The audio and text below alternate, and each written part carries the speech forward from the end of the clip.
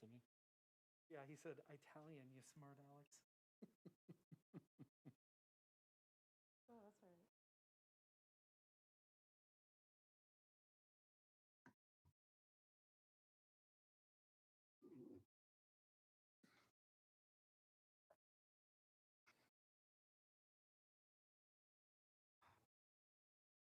Down and streaming. There we go.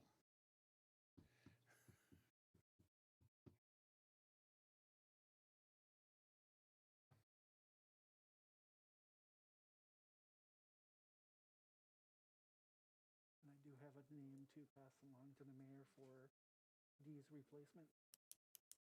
Yes, if you want to do that, or pass it on to me, and I'll pass it on. Okay, you can do that too. One of the, we're gonna talk. We don't have a vetting process per se at all, other than passing it on to the mayor. Mhm. So that's something we might want.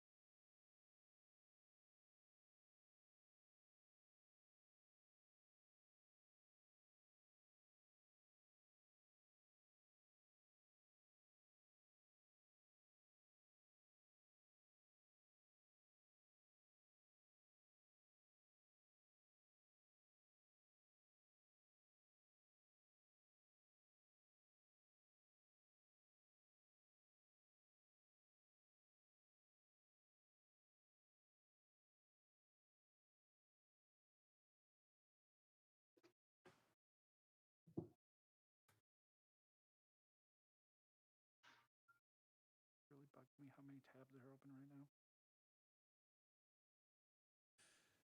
We are now reconvened for our March 2021 meeting.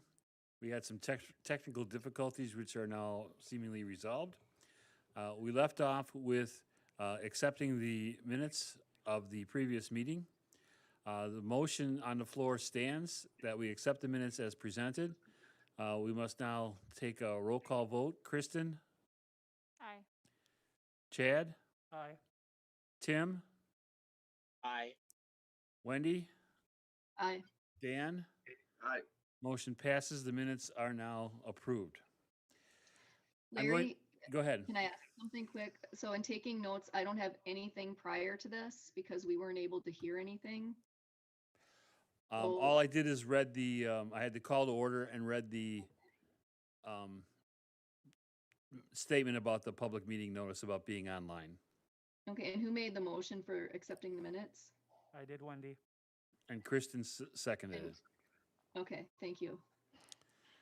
I'm going to jump ahead to our speaker so that we get him out of the way since he spent some time here. After our post-discussion meeting last time about social media, I invited Police Chief Dave Borker to come in and talk about the social media platform that the police department has been using in order to promote some ideas. So we're going to give him an opportunity to talk and tell us about that program. Okay? Dave? Let's make sure we do a sound check before we get going. Also, can I ask too, I don't know who all is present because I can only see the people on Zoom. Okay, here is just Chad and Kristen and me. And Okay, then thank Dave you. Borkert is our guest and the mayor is in attendance in the audience. Okay, thank you. Okay? Dave, the floor is yours. Okay, thank you. As far as testing, sounds fine. I don't hear any feedback. Can you hear Dave? Yes. Dan? Okay, we're good. Okay. Well, thank you, Mr. Chair, members of the commission. My name is Dave Borkert. I'm the Chief of Police for the City of New Ulm. So I've been asked today to talk about social media, maybe, just cover some pros and cons and overall the fit for society regarding using social media. So I'll just start off by just maybe a little bit of a general overview. The New Ulm Police Department, City of New Ulm has several Facebook sites. I think most departments at this point have a Facebook site or another social media outlet. The New Ulm Police Department, we have two that we work very closely with. One is the New Ulm Police Department, and then we also have a New Ulm Public Safety site as well. And we have Facebook and Twitter. I follow the Facebook, but realistically, everything that's on Twitter, it's pretty much the same content. I'm probably just a little bit of a different audience. The Nome Police Department, as far as Facebook, we have 8,846 likes, and then we have 9,372 followers. And our public safety site is 3,236 likes and 3,316 followers. Realistically, I mean, overall, probably same people, but there are differences. So I mean, realistically, in all fairness, we're probably, you know, well over 10,000, certainly combined. But it's probably closer to, you know, 10, 11,000. So you know, the reason for us having it is we want to provide timely information for the public, for the community. And then as far as we work in conjunction with IPAWS. IPAWS is Integrated Public Alert Warning System.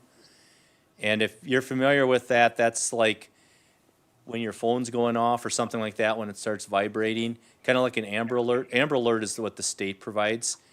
Each county has the ability of providing a similar type of program at the local level, and that's called IPAWS, or it's part of the IPAWS Integrated Public Alert Warning System umbrella. So we try to work in conjunction with that as far as our Facebook and our social media. It's you know, the social media is of course controlled by locals, by our agency. The IPAWS would go through the county, but again, we have a very good working relationship with them. Not everything we'd put on social media certainly is going to be part of IPAWS, but anything that's on IPAWS is going to be part of our social media, if that makes sense. So as far as solving cases, we've been able to do that through identification information that we're providing with our social media. We've had, when we first got into it, just like anything, you try to get your footing. I'm always careful when we're throwing out photos of individuals, but we've been able to do that in compliance with our policies, and we've been able to essentially identify people and solve crimes. We had a situation that happened quite a while ago, a few years ago, but we had an individual that essentially stole a wheelchair or handicap accessible thing at Walmart from an individual. And whatever the purpose was behind that, I won't get into the detail, but we had, you know, initially this guy was, you know, kind of heartbroken about the situation, and you know, we're like, it's one of those situations like, you know, did anybody see it? We're trying to find witnesses, just trying to do good police work, and no one had saw enough for us to be able to get an identity. In that case, we had put this on social media, the photo of the individual, you know, because they had camera footage, and we were able to do a shot of that, a still photo, put that on our social media along with any information. We always say, please don't make comments on here, but rather, you know, share it with us, and then we give our phone number. In the process of doing that, we were getting, I mean, our line was just hot. It was, people were just constantly calling, saying, you know, I think it's this individual, I think it's this individual. And we were starting to get, our investigators were working closely with the patrol officers, and we were getting a lot of positive information on that. Finally, we got a call from the individual. He's from out of town, out of the county actually, and said, could you please take that down? It's me. I'll be there as soon as I can drive there. I'll be there within 20 minutes, because he was getting the phone calls from individuals and, you know, messages from individuals saying, you know, because they were, I think, appalled about the about what happened. And again, I won't get into the details regarding the reasoning behind it, but ultimately it was a very successful outcome for the individual, the victim, and then also for our law enforcement agency. So we've been able to solve cases through the identification, and that's the one that comes to mind, but there's several examples like that. We've also been able to provide crime prevention information. That recently, if you follow our Facebook or social media regarding the catalytic converter thefts that we're having around town, I can just share that use of the social media was definitely positive as far as us being able to resolve that in a timely manner. We were working, in that case, Nicollet County Sheriff's Office was heavily involved with it.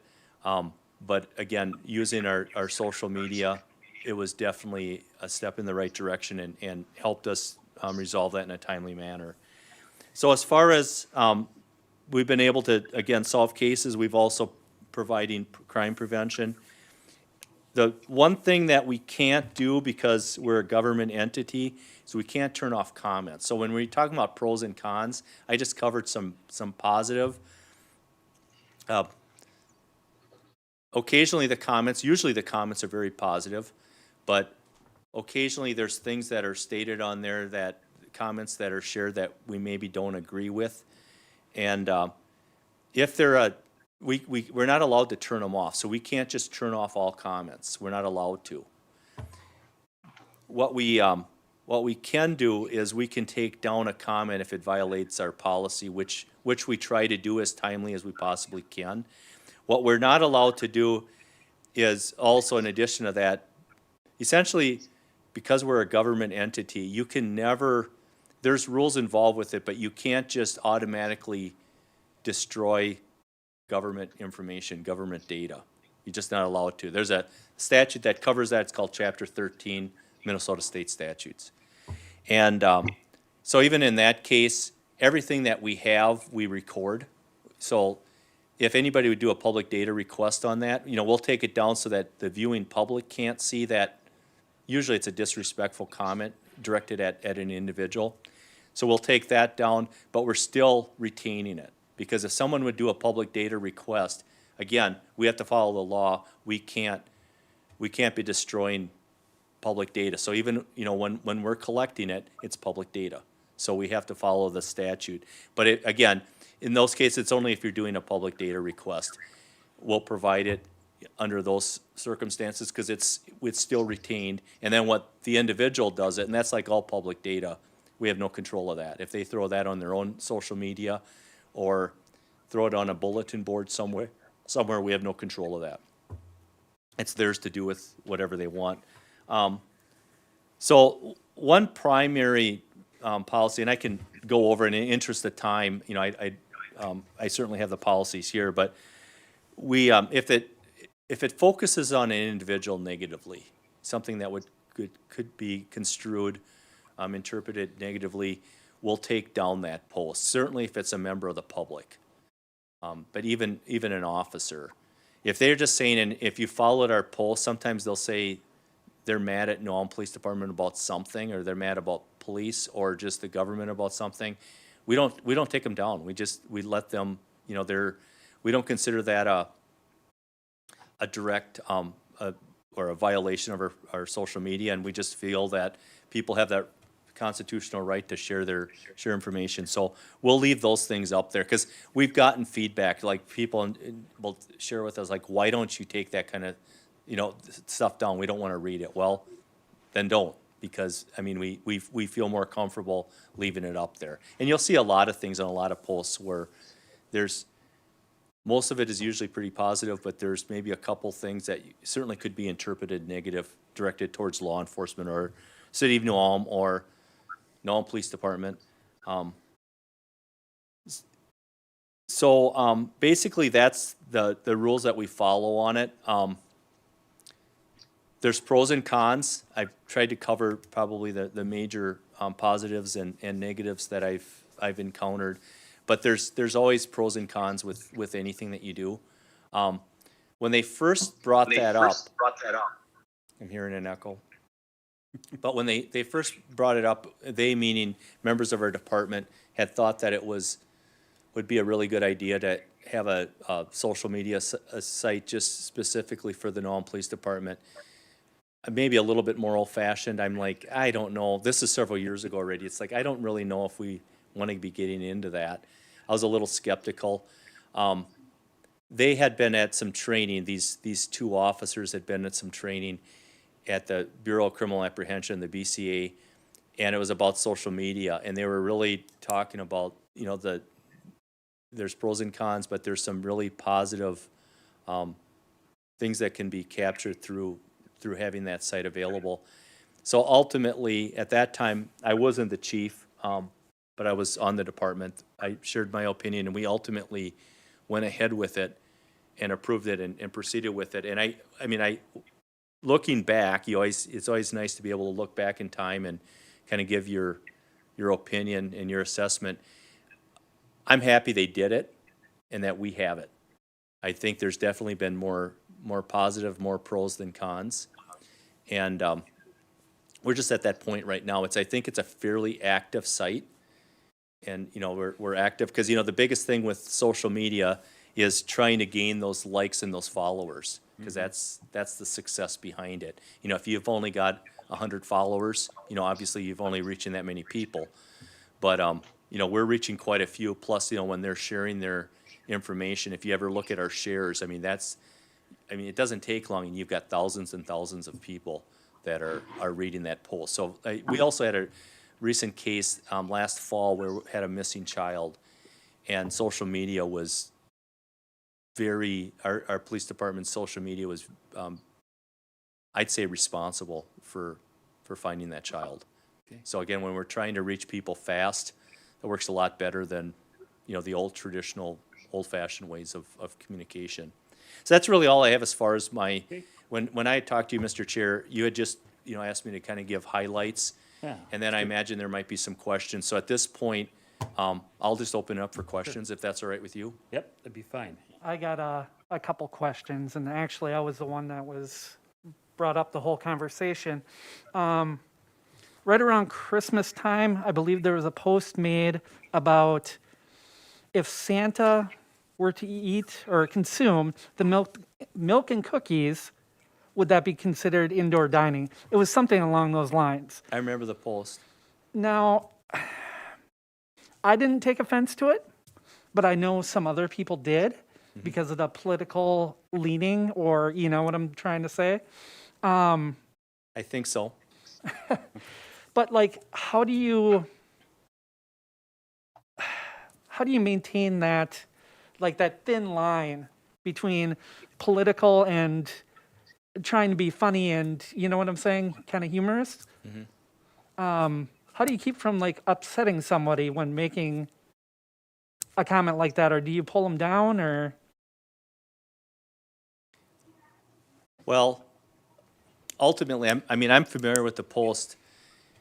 It wouldn't violate our policy. You know, it's not identifying, unless Santa Claus was gonna, you know, complain.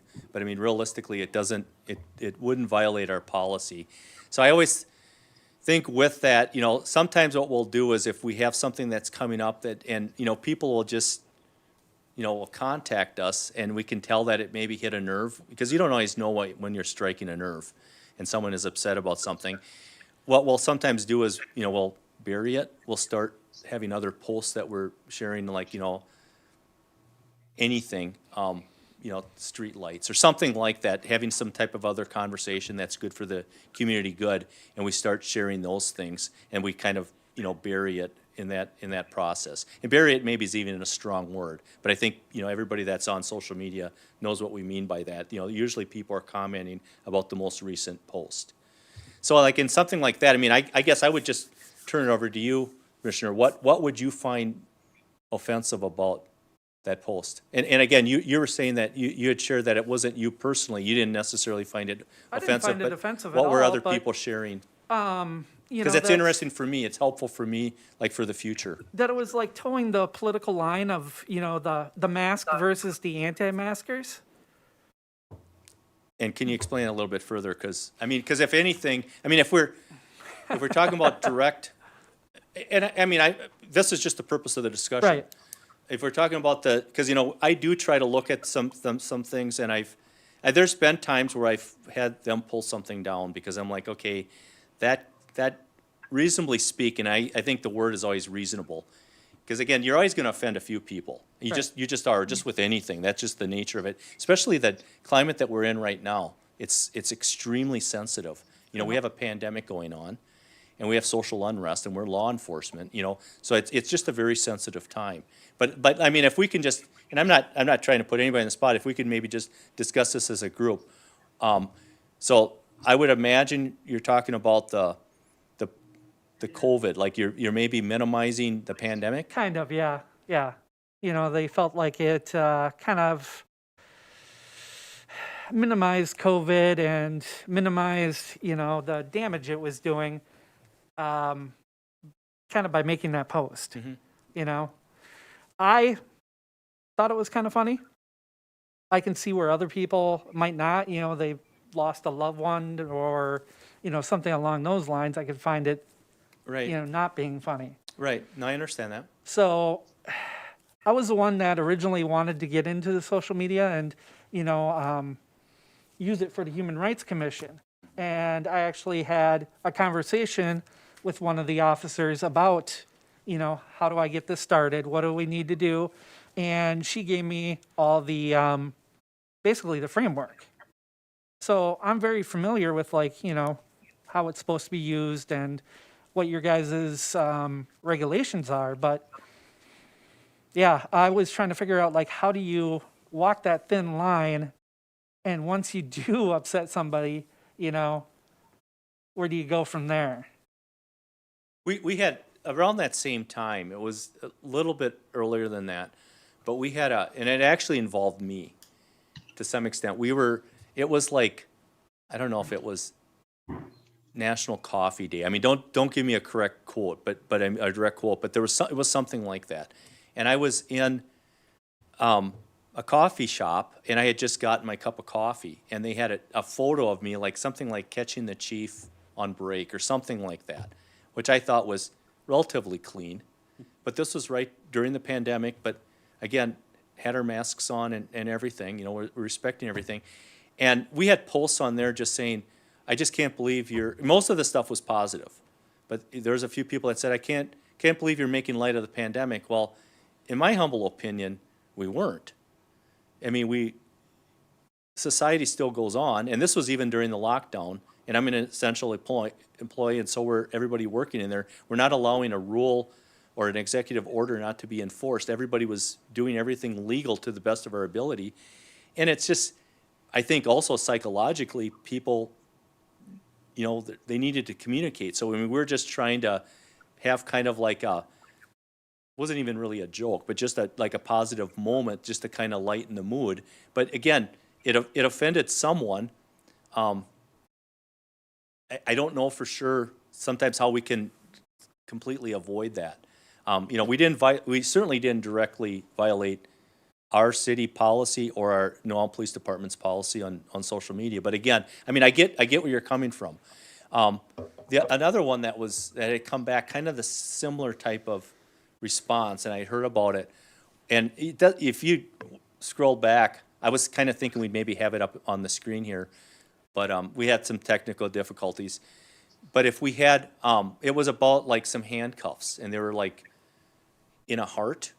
Oh, yeah. Yep. And then they said something about like, you know, again, I'm paraphrasing, but if you want really a nice Valentine gift for your ex-spouse or former girlfriend or boyfriend, you know, maybe consider this, and we can give you a limo ride in our, what we consider a black limousine, which is our squad car. They described it, but again, they went into this detail, and I had gotten, you know, some people had contacted me, just again, in formats like this, you know, having coffee or something like that, running into people.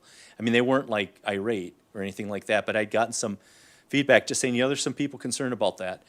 And I still really, to the life of me, I can't figure out why that would have been offensive, other than, you know, because again, when you're talking about someone, whenever there's a joke, it's like if someone is suffering from that joke, maybe they're offended from it, but there was nobody identified. It was no race, no economic level, you know, talking about rich or poor. I mean, it was just, I thought, and I mean, that wasn't anything that was originated from us anyhow. Not that that matters. We're still responsible when it's on our site, but it had been shared from other like law enforcement agencies. I think the post did say something of if there was an outstanding warrant against them or something, Right. or a protection order or something that was already in a written It said statement. warrant, Did it say warrant? Yeah, I thought it said warrant. arrest So, warrant, yeah. which, So- I mean, realistically, anybody that has an arrest warrant for them Yeah, isn't supposed to freely be moving around right. the public because, you know, a judge has reviewed probable cause and said that this person should be arrested until bail. And once you've established bail or reasonable conditions, it's up to the judge, or the judge just chooses to release the individual, then there's no longer a warrant. So, I mean, like I said, I really reviewed that. Maybe just in this discussion, because that's what I always enjoy talking to this group. You know, because sometimes, you know, I think like a cop, and who I work with, we're cops. But I mean, I really sincerely, even for future reference, I don't understand in that particular situation what was offensive. I'm Dave, not Dave, sure. can I speak? Go Can ahead. I Go speak ahead, to Wendy. that? Yes. I'm not saying this personally, I didn't even think about it in this context until it started coming up in some of the other social media platforms. But I think the reason that people, or it seemed like the reason that most of the people I saw that were, had an issue with it were because maybe they had issues in the past with their exes, trying to get them in trouble for things that they didn't do, just as like retaliation or for whatever reason, where they would call the police on them when it wasn't warranted. And they kind of took it in that context that maybe that was, because they were bracing it on past personal experience. So they weren't taking it at face value for what it was, where it was just a humorous post, but we're looking at it based on, okay, my ex called, or has been making false reports on me, that sort of thing. And they thought it was encouraging that sort of behavior. So I'm not saying that's what I thought, but that's what some of the comments were. And then regarding the Santa one, and I guess I thought when I first read that one, I kind of thought it was a little bit of a jab at the governor. And that was my own take on it, because just in town here, there was so much talk back and forth on other social media platforms about, all these mask mandates are ridiculous. And, and that just seemed to be the vibe with a lot of folks in this town. And then that was kind of, when you read that on top of it, then, okay, well, can't Santa even eat cookies inside? How ridiculous is that? That's how, when I first read it, and I wouldn't say I was offended by it, I don't think that's the right word, but that was just how I perceived it when I first read it. So just my 2 cents on that. No, I consider this an opportunity. It's nice to kind of hear what other people's interpretation is, but I mean, at the very minimum, that is an interpretation though, because I mean, that's not what we said. And I'm confident that's not what we meant. It wasn't a jab at anybody. It was just meant to be what we considered light humor. But I do understand that. I'm not dismissing that. And I had heard that there was some local social media platforms that were commenting about it. I'm not really into social media. So I mean, I'm not the one that's looking at different sites, but that's the feedback I had gotten from other individuals. Very similar to what you just shared, Wendy. And personally, I think it really makes the police department relatable when you use humor like that. I personally like it. So I don't want to come across like I don't. I just thought I would pass on what I had heard. No, I appreciate that. Yeah, it sounds to me like the police department are following their own guidelines, and they have a set of guidelines regarding social media, and they're following those. Right. And I think I that's am slightly key. disappointed though that they haven't done a lip sync video like some other police departments have. Put that on your request list, There you go. Chief. Tried that. There's stuff that they've tried similar to that, but okay, first of all, I'm not going to be the one leading the charge on that, because if they're looking for any type of acting or musical or artistic type of help, that's not going to be me. But but they have tried stuff. Do you remember when we had, as far as the police officers' perspectives, remember when they had the one where we're supposed to read, I don't know, a holiday book? It was right around Christmas, New Year's time. Goes quite a few years ago, but we were supposed to read something, and then what they did is they stopped it, and then the next person, like, it's on the next page. And it was actually, NewCat helped us with that. It was well done. I mean, they had some technical expertise that it was very helpful. But like from the law enforcement perspective, officers, a lot of the officers weren't comfortable necessarily doing that. Because again, when you're looking as far as people that we're hiring to do law enforcement, they're maybe not the most artistic. And I mean, I did it just because as a leader, if our department is endorsing this, I felt like I should participate, not just encourage other people to do it. But I mean, that's something, I think everybody, we had no negative complaints with that. But we're even kind of careful if we use the word, Christmas versus holiday, things like that. We try to be very, very careful. But again, because really with a joke, one area where they use jokes on a regular basis at an academic level. I'm just gonna throw this out there, and I'm just throwing out. We're just talking about a joke, and where would they be using that, like in college settings at an academic level, for a joke? What kind of classes do you think? I'm just throwing it out there. One is political science, in some of the political science thing, and the other thing is in language. Every time you're studying a foreign language, one way that they test if you've actually, like as far as fluency level, is they tell a joke. Humor. Because if you can catch the joke, if you understand the joke, then probably likely you're fluent.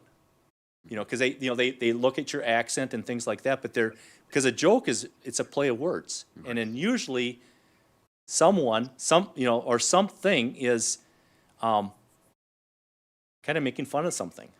In the case when we're talking about the handcuffs, we weren't talking about one individual. We're talking about we want to catch people that have warrants for them, arrest warrants, which is absolutely fine for us. We can be searching for those people day and night because a judge has given us permission as law enforcement to try to find these individuals. But again, like even with that, there's people sensitive regarding that, and I understand that. I respect that, and I also understand the era that we're living in. So, we try to be as cautious as we can, but we also have to have it. Our jokes we don't want to go over the line, and we're trying to establish that line. But our jokes have to be funny, because if they're not, at some point people are like, "This is really lame," and I'm not following NUPD because. They need to be taken in context. Well, and even one example is our public safety and our New Ulm Police Department. So when I'm talking about those two sites, the one that came first was our New Ulm Public Safety. If you ever go on our New Ulm Public Safety, that predates the New Ulm Police Department's Facebook page, and we have very similar type of controls on that. But if we're talking about the different models, the New Ulm Public Safety one, that's more like. It's like we're just getting information out. We're telling them if there's a street closure, or it's all relevant information, not a whole lot of jokes. Police department, that's where it's more that maybe that artistic or that we're telling jokes and we're trying to get responses, and we kind of go back and forth with people, even in what we try to do is fun humor. But I mean, if you look at the difference in likes and followers, New Ulm Police Department is much higher because again, we have a different style on that, and where we really follow is New Ulm Police Department, where they got a lot of the information on it. We had 2 officers that attended training. It's one department, has similar type of size than us, and they were very successful very early on as Wyoming PD. So Wyoming PD was considered especially in smaller communities, that was considered the go-to as far as people that had really gotten their information down. So if you ever look at Wyoming's, they take a lot of pride in their social media, and they were, like I said, they were some of the first track setters as far as social media with law enforcement. And that's where our officers, when they attended that training, they came back and they're like, Dave and Myron, can we consider doing something like this because we think it has some value? I do really think it has value. I think the more likes we have, but again, at what expense? We're not going to violate our own policy. We're not going to poke fun of an individual. Of course we're not. We respect that. But again, sometimes, it gets really sensitive. Okay.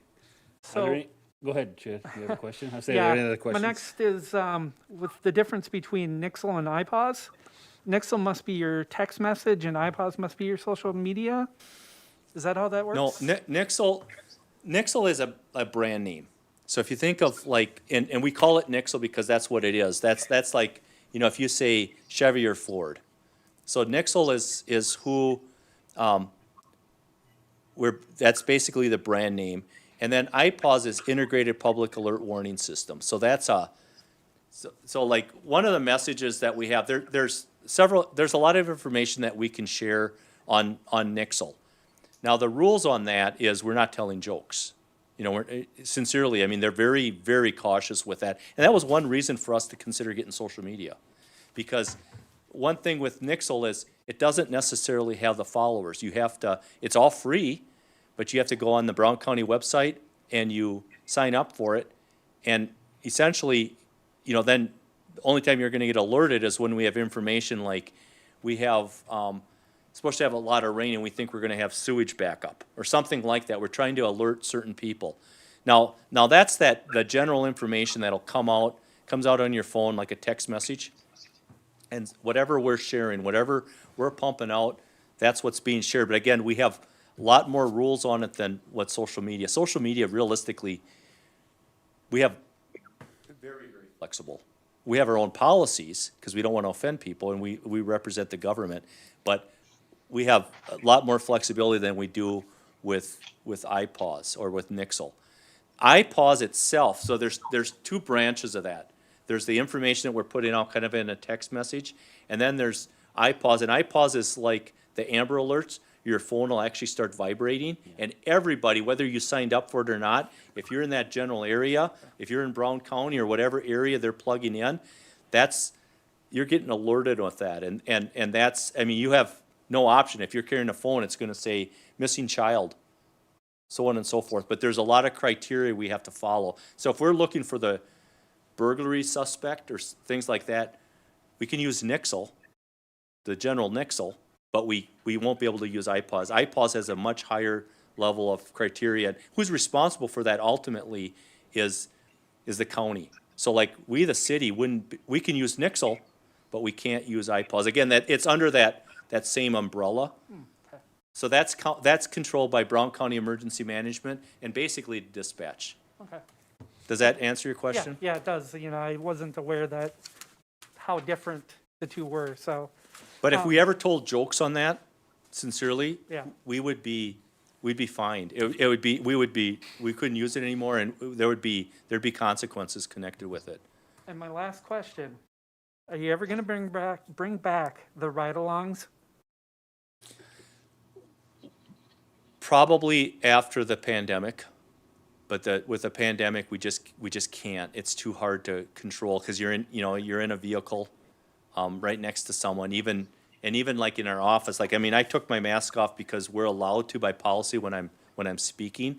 Other than that, if I go sit as a city employee, I put my mask back on because we're following the rules that our administration has. Now, even in our offices, we wear our masks and everything when we have someone else in there. Even if they're sitting on the other side of the room, we wear our masks, all of us. And, you know, I've had my 2 shots. Most of the police officers have had their 2 shots, but we follow city policy. In a squad car, we're way too close. So not until after the pandemic. It takes 2 officers then for the ride-alongs? One to- No, but you have to, whoever's riding with us is in the same squad car. Oh, I was talking about the social media ride-alongs. Oh, the virtual ride-alongs, Yes, I'm yes, sorry. sorry. Yeah, I could pass that on. We could do them anytime. I'm sorry, I thought you meant. No. Because we've suspended our ride-along program. I thought that's what you were referring No, to. I was talking about the virtual, because I know some people actually really enjoyed those, because, you know, it gave a inside look to the police department and how things, you know, the day-to-day, the daily activities and such. So, Sure. No, I'll pass that on. We can certainly do them again. Because I do know that they're positive. right. Okay. Any other questions for Dave? Okay, Dave, thanks for coming and giving us the background information on social media. I think it explained a lot of questions for us as well. And we appreciate you taking the time to do that. Thanks for the opportunity. Yeah. Thanks, Have a good day. Dave. Thank you. Thank you. Okay, going back to the budget report, just if you take a look at the financial report from the meeting. I can't get there, but anyway.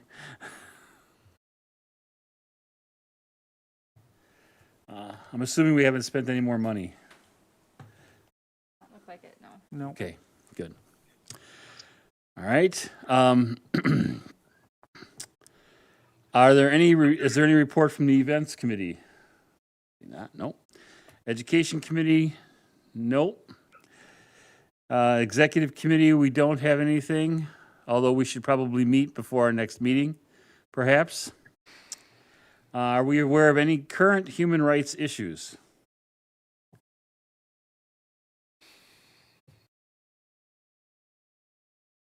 I did notice on a social media site that there was some anti-Asian sentiment expressed in, well, the thinking was New Ulm because it was about an NPR reporter, a Minnesota Public Radio reporter, apparently in New Ulm. I had heard something on the social media site about that. She did a report, and I haven't seen it yet. I just heard about this yesterday, so I didn't get a chance to explore more. I read the article. Yeah, Kristen, you want to report on that a It little? was just, the article was actually from last March. Okay, And the reporter apparently lives in New Ulm, but the article didn't specifically state that the incident happened in New Ulm. It was just in a small town. okay, And I believe she was like in a grocery store and there were some people kind of commenting on, I think it was something like, I can't remember because I read two separate articles, but I think it was like saying that they should send him back to China or something like that. But it was the article actually came out last March when this all kind of Okay. blew up. But yeah, she does live in New Ulm and she never really identified the town in which the incident happened okay, in the article. But In then the people were article. kind of speculating, since okay, she lives here, maybe it was in New Ulm. okay. Something to be aware of, nevertheless, just one more thing. Any legislative update? Dan, are you aware of anything?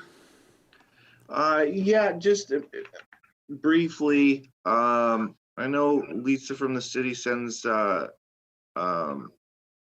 something that kind of goes into some details earlier. There is a House bill right now going through. It's called the Preventing Pay Discrimination Act.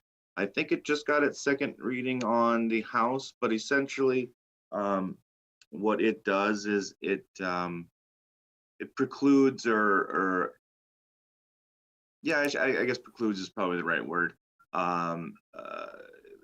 Employers from asking about prior pay or Okay. pay from prior employees. So obviously the intent there is to, to basically try to stop the continuation of the gender pay gap. So that is something that is coming through right now as we speak. Like I said, I think it just got its second reading towards the end of February.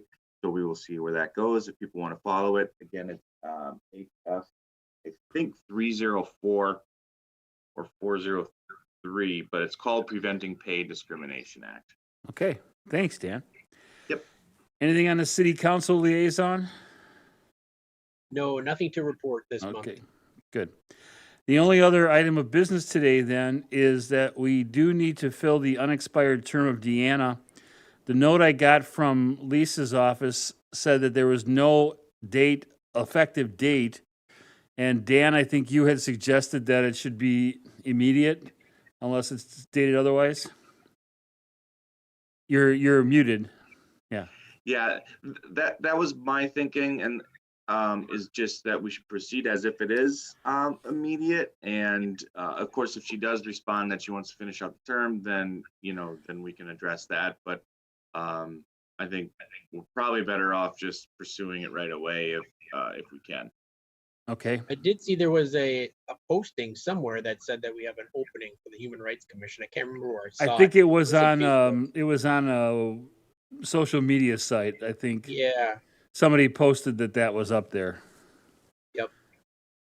I don't think that was an official posting. So anyway, I think we don't necessarily have an internal process, as I understand it. The mayor is here. Generally, we have forwarded names to the mayor. But I don't think we have ever developed any internal vetting process, if you will, of people or how to do that. I was kidding Kristen that we really vetted her pretty well, before we gave her name to the mayor. But I think generally we've sort of gotten together and said, sort of informally submitted names, and then other people checked with other people and then submitted them on to the mayor. That if, a couple of us can vouch for somebody, that's acceptable, I think. So I don't know if we need to have a process. I don't know. Dan, what do you think from a legal standpoint? I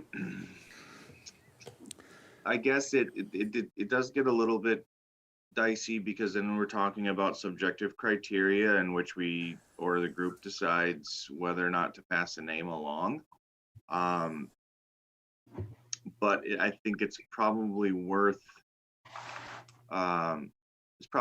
exploring, and I would have to think about it a little bit more, because I think we would want to stay away from like subjective criteria, or Right. you start getting into, well, I overheard them say something about this, and then all of a sudden, if they actually wanted to know, what was talked about during this meeting to determine whether or not their name should be, put forward, then, that's, I think, Open public meeting law, then we're subject to exactly. yeah. It's a discoverable request, and, and so, we would have to put that out there. Obviously not that we're hiding anything, but it's, but yeah, I don't know. It's a good idea, and it's something to think about. I mean, I think we've had tremendous success, at least since I've been here, in the way things have been done. I've thoroughly enjoyed everybody's company, even Tim. So, Well, I do Although know, will say, Chris. I think it's important to have some, when I first started, and I don't know if anyone was on the commission then, but there was one member, kind of two, that were maybe on the commission for ulterior motives. We didn't see eye to eye, and we definitely couldn't really forward anything or even make public statements on anything, because there's always this contention, and we never saw things the same way, so we could never get anything done, ever. We couldn't even make public statements about, like, for example, at the time it was supporting the marriage amendment in Minnesota. We couldn't, as a Human Rights Commission, make a statement on that because we couldn't agree on what that was. There was just such polar opposite views. And I mean, maybe there can be something that they would agree, or that a new member would have to agree to, at least as far as, I don't know, I don't even know how you do that, but it was almost like the person was on purposefully to be a block, so I don't know. And I don't know how you would do that and not, Well, I think what I'll do is I'll consult here with the mayor directly after the meeting, and maybe I'll post sort of an announcement, or figure out a way to post an announcement that we do have a vacancy, and to forward any questions maybe to me. I think that's what you did, didn't Kristen? Is that how you did it? Yeah, Kristen emailed me, and that's how she got started. Yep. And I shared information with Kristen as far as what the responsibilities and what we did. And so maybe we could start something on that. Does that sound reasonable? yeah. And then I I think think we also need to think about if we have more than one person, because it's out there. I saw it on 2 different sites today, and I didn't even have anything to do with that. It was on 2 different social media sites that the application from the city is on there to be on the commission. So realistically, you can get multiple applicants. Well, then Right. what do you do with that, and how do Right. you choose? So I think we need to have a process for that. Okay. I'll talk to the mayor here right afterwards, and I'll report back to you guys. and Dan, go ahead. And maybe a questionnaire is something, because the one thing for sure, regardless, is you want to make sure that the criteria for whatever is the same. Oh, that's a good point. So a questionnaire in which every interested party would have to complete, and then of course we could discuss it then. But at least, but yeah, it has to be. That's the one thing I know for sure, is that whatever is discussed is like, that's it. The same questions need to be asked. I don't recall anything on the application form. I don't recall filling one out. Kristen, did you fill it? No. No, I emailed you. And Yeah. I got an email saying Yeah. my name was being forwarded. And Yeah. I that kind of accept the forgot we position. had one, to be honest. Yeah. I didn't realize it either until I saw it today. Okay. So maybe reviewing that wouldn't be a bad thing either. Yeah, to see what we have. Perhaps I'll put that on, not perhaps, but I will put that on the agenda for next time. So at least we're clear about the process for that in the future. I think I filled one out. Pardon? I think I filled You that filled out. one out? Yeah. Okay. I'll double check with the mayor. I'll include him in our little conversations here. So, any other questions on that? Okay. We should take the time to thank Deanna for the time that she served here on our Human Rights Commission. We thank the time that she took for all the things she got together for us on the events committee, especially. We appreciate her time and effort in serving the Human Rights Commission. Absolutely. Our next regularly scheduled meeting is April 26th, the fourth Monday of April. So if we have any agenda items, please forward them to Lisa or me, and we'll make sure they're on the agenda. Are there any other questions or comments? Do we have a motion to adjourn? This I'll is make the Dan. motion. I will move to adjourn. I'll second that motion. Chad seconds. In favor, Kristen, Aye. Chad, Aye. Wendy, I. Tim, Aye. Dan. I. Motion carried. Meeting is adjourned. Thank you, folks, for checking in. Thanks, Larry.